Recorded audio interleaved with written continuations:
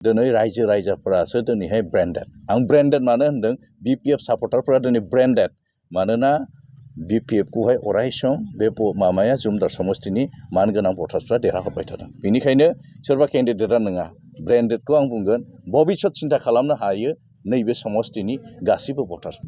जोंनि मानगोनां भटार्सफोरनि सायावसो दा बेनिखायनो बेवहाय हेंथा होलायनायनि खुनु बाथ्रा फैया जायखौ मोजां मोनो बेखौनो भटखौ होगोन नङा होमबा जायनि सायाव भटार्सआ फोथायनाय दं जिहेतु आं बुंदों दिनै बेसेबां मावनो हादों हाया मिन्थिया खिन्थु आङो गोबां गाहाय थाखोनिफ्राय फैनाय हिसाबैहाय जिखिनि आङो मावदों बेखौ आं एसेबाबो गोबाव समनिफ्राय रायजोनि थाखाय मावबोदों जिहेतु आंनि जायगाया जोनोम जायगाया रायमना जों बयबो मिन्थिगौ सा ओनसोला हानायखिनि आङो खुनु धोरोम जाथि बासियालाबानो आं बेबायदि सहायखौ खालामबोदों जास्ट इलेक्सननि थाखायल' नङा आङो खमसेखम आङो 10-12-15 बोसोरसो आं बेबायदिनो ससियेल वर्कखौ मावबोबाय थादों दा बेनिखायनो निस्सय रायजोफोराबो निस्सय आंनि सायाव फोथायनाया निस्सय दोनगोन आरो आंनि सायाव लाखिगोन होननानै आंहा फोथायनाय दं जोंनि BPF दोलोनि आफादगिरि अर्थात सेन्ट्रेलनि बारग' BTCनि चिफ मानगोनां हाग्रामा महिलारि सारखौ हामबायहोग्रोदों मानोना बिनि अननायाव मैया 22 जन केन्डिडेटखौ PMB मिटिं जानायजों लोगोसे डिक्लेयार खालामबाय बेनिखायनो श्रीजुत हाग्रामा महिलारि सारखौ आंनि गोसो गोरबोजों हामबाय आरो हामबाय होननाय जासिदों लोगोसे सेन्ट्रेलनि नेहाथारि मानगोनां महिषा सार बिथांखौबो हामबाय होनदों आरो जोंनि डिस्ट्रिक्टनि प्रेसिडेन्ट सेक्रेटारिजों लोगोसे दैदेनगिरि बिथांमोनखौ आरो ब्लकनि प्रेसिडेन्ट सेक्रेटारिजों लोगोसे दैदेनगिरि बिथांमोनखौ हामबाय होनदों आरो मोनफ्रोमबो सेलनि दैदेनगिरि बिथांमोनखौबो आंनि गोसो गोरबोजों हामबाय होननायखौ जासिदों मानोना बिथांमोननि अननाय आशीर्बादाव दिनै आङो सासे जुमदार समष्टिनि केन्डिडेट महरै आङो दिनैहाय बिजाथि हिसाबै स्वीकृति मोनबाय बेनिखायनो बयखौबो हामबाय होननाय बे समाव जासिदों रायजो राजाफ्रा माबायदि अनसायनाय मोनगोन ना आसा थिगोन देख आङो जे दिननिफ्रायनो सेन्ट्रेलनि निर्देश बायदि एडभान्स केन्डिडेट मोनगोन आसायावनो आङो गोबां जायगायाव आङो जुमदार समष्टियावहाय गिदिंदों आरो मोनफ्रोमबो जायगायाव रायजो राजाफोरनि गोबांथार अननायखौ मोनदों आङो आरो दिनै आङो बुंनो हायो केन्डिडेट जानायनि उनावहाय बांसिन आङो अननायखौ आरो मोनसिनबावगोन होननानै आं गिदिर आसा दङ मानोना मोनफ्रोमबो जायगायाव मोनफ्रोमबो एंगेलजों टिचारानो हक इन्टेलेक्सुवेलानो हक बा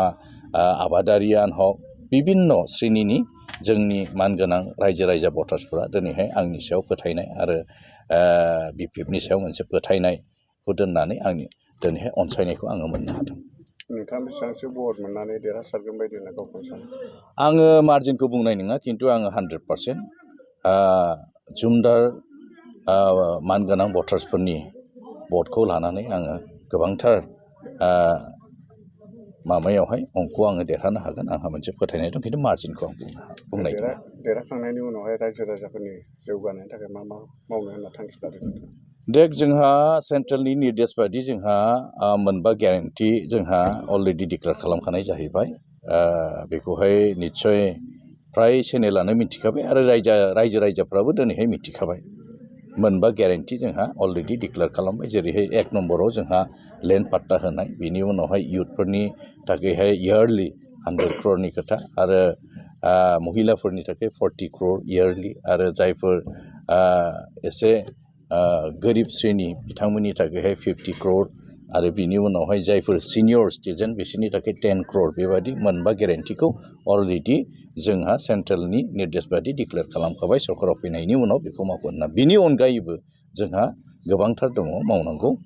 जिहेतु जोंहा एग्रिकालचार सेक्टराव जोंहा मावनांगौ दङ हेल्थ सेक्टराव मावनांगौ दङ आरो बेबायदिनो गोबां इम्पर्टेन्ट माखासे लामाफोरबो दङ आरो बेबायदिनो केनेलफोर जोंहा आरो माखासे जोंहा इरिगेसन प्रटेक्शन बेफोरबायदि गोबांथार जोंहा मावनांगौ दङ बेनिखायनो बेफोरखौ सिगाङाव दोननानै मावलांनाय जागोन नोंथांनि देरहासारनायाव बबेबा राजखान्थि दोलोफ्रा हेंथा होगोन बायदि सानो नामा नोंथाङा ना आंथ' दिनैहाय बेखौनो आसा खालामो देरहानाया जोंनि मानगोनां भटार्सफोरनि सायावसो दा बेनिखायनो बेवहाय हेंथा होलायनायनि खुनु बाथ्रा फैया जायखौ मोजां मोनो बेखौनो भटखौ होगोन नङा होमबा जायनि सायाव भटार्सआ फोथायनाय दं जिहेतु आं बुंदों दिनै बेसेबां मावनो हादों हाया मिथिया खिन्थु आङो गोबां गाहाय थाखोनिफ्राय फैनाय हिसाबैहाय जिखिनि आङो मावदों बेखौ आं एसेबाबो गोबाव समनिफ्राय रायजोनि थाखाय मावबोदों जिहेतु आंनि जायगाया जोनोम जायगाया रायमना जों बयबो मिथिगौ सा ओनसोला हानायखिनि आङो खुनु धोरोम जाथि बासियालाबानो आं बेबायदि सहायखौ खालामबोदों जास्ट इलेक्सननि थाखायल' नङा आङो खमसेखम आङो 10-12-15 बोसोरसो आं बेबायदिनो ससियेल वार्कखौ मावबोबाय थादों दा बेनिखायनो निस्सय रायजोफोराबो निस्सय आंनि सायाव फोथायनाया निस्सय दोनगोन आरो आंनि सायाव लाखिगोन होननानै आंहा फोथायनाय दं सार नोंथाङा सासे बिपिएफ राजखान्थि दोलोनि बिजाथि हिसाबैहाय फैबाय थानाय बिसायख'थिखौहाय माबायदि रोखोमै जाजालांगोन प्रिफेयार इलेक्सन जानांगौ खुनु थारमाने असान्थि जानो नाङा सान्थिबाबो इलेक्सना जानानै थांनांगौ मानोना दहायनो होनबाय जे जिनिसा रायजोफोरा जायखौनो मोजां मोनगोन जायनि सायाव भरसा दङ